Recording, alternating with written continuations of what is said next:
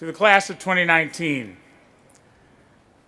Earlier this year, after giving the keynote address at the University of Iowa College of Medicine's Martin Luther King Day celebration, I received an extraordinary email from a woman who graduated from Grinnell 50 years ago in 1969.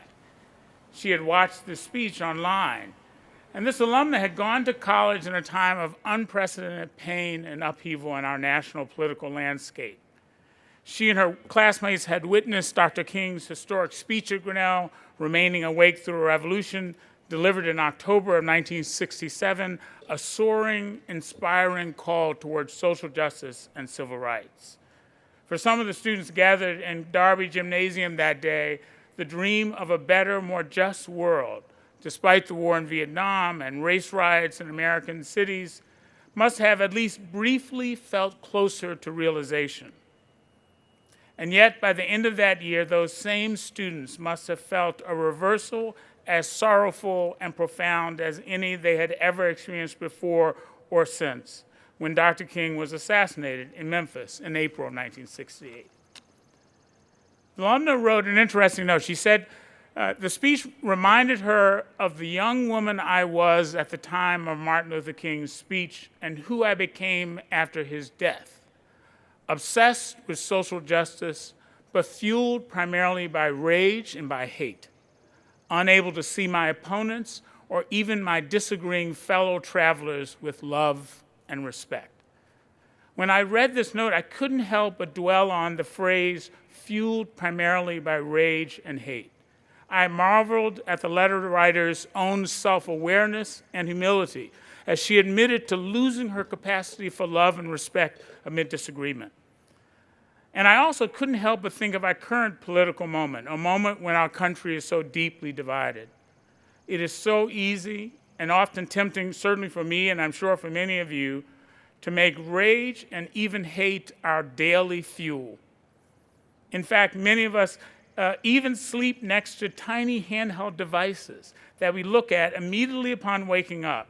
We can see the day's headlines and top tweets, annoying emails, swelling controversies, literally before our heads even lift from pillows. We find ourselves full of rage, reading the words of other people full of rage, even as the coffee is still brewing. But as this alumna went on to write so thoughtfully, she learned over time that rage is an inefficient and an insufficient fuel, and hatred is a depleting force which sucks our energy rather than sustains it. Rage may actually make us feel good at first. It may make us feel a burst of energy and can often be the spark of social change. But gradually, rage must give way to other, more sustainable and efficient fuels. James Baldwin once said, to be a Negro in this country is to be relatively conscious is to be in a rage almost all the time. I might say the same today as an African-American man who's father to two smart brown-skinned boys, as a gay man, as an immigrant son, as a physician and scientist who studied the appalling disparities in health in this country. And even on those occasions when I still regularly enter rooms where things happen and I'm the only person of color in the room. But Baldwin understood that his communities, subject to marginalization and injustice, had to learn to contend with feelings of rage if they wanted to survive and thrive. Hatred, which could destroy so much, Baldwin wrote in The Fire Next Time, never failed to destroy the man who hated, and this was an immutable law. As graduates of Grinnell College, you spent 4 years gathering your own fuel, the resources that will sustain you through the long life's work you have ahead of you. When we say, go forth Grinnellian, we say that knowing that you have the energy you need for the journey ahead because of what we have seen you do on this campus and in your communities. We have already seen you at your best. We have seen you travel the world, interacting with cultures that were new to you in ways that were symbiotic and respectful. We have seen you take on demanding endeavors, such as immersive internships and hands-on service projects, and emerge as better, more experienced leaders, even or especially when things don't turn out the way you had hoped. We have seen you work on national and local political campaigns, advocate for clean air and water and divestment, speak out in support of organized labor, march in support of equal rights. We have seen you engage in complex critical inquiry and research, understanding that intense, challenging conversations can take place within a caring community. We have seen you demonstrate that you can disagree with a person without dehumanizing that person. We have seen you create works of art and literature in which you've been bold enough to share your personal experiences and empathetically introduce the experiences of others.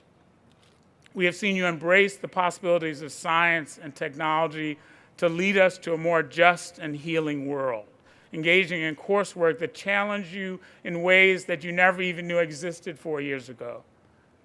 And we have seen you embrace one another, building friendships and a sense of common purpose that will always keep you connected to the energy you found on this campus. Now, I know we can't be immune to rage and hatred as humans. It's part of the human experience, especially as thoughtful humans living in 2019. But when you think back to your best memories, the most transformative moments you had at Grinnell, the moments that defined you, I believe that you will see those moments were fueled by the very opposite of rage and hatred. At those moments, I hope you see that you are fueled by imagination and awe, mutual respect, and curiosity. You are sustained by creativity and compassion, kindness, generosity, and love, both within yourself and from your peers, your mentors, and your community. Your tanks are full.